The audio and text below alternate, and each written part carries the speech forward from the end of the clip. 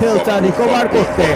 তিনি জানেন তার ব্যাকফুটে তার সহযোদ্ধারা রয়েছে তাকে প্রপারটা কভার দিতে। আই এম নট শিওর এবার এন্ট্রি দিয়েছে জিকো ভাই হোয়াইটের পুরো দলটি, বাট এমপি জাস্ট প্রথম দিকেই রাতকে ঢোকাও দলের মতো ট্রাক্স ব্যাক আপ করে বেরিয়ে গিয়ে তাদের ফোর্ড রচ্চদির সে জিমে ফ্লাইক আউট টেস্টিং বন্ধকারী করতে পেরেছে কিনা বলটা আক্রমণে ধরাশায়ী হয়ে পড়বেন মাহফুজের তরফ থেকে back foot one shot that was প্রথমেই ম্যান পাওয়ারের ঘাটতি দেখতে পাবো। জিকো ভাই হোয়াইটের তরফ থেকে হ্যাকার ব্যাক অফ করেছেন, হ্যাকার চাইছেন আবারও রিকভার করতে, হ্যাকার চাইছেন আবারও ম্যান পাওয়ারগুলোকে ফুলফিল দিয়ে আবারও এই ব্যাটেলে পুরোপুরি ভাবে প্রভাব বিস্তার করতে, সেই সুযোগটা দেওয়া হয়নি।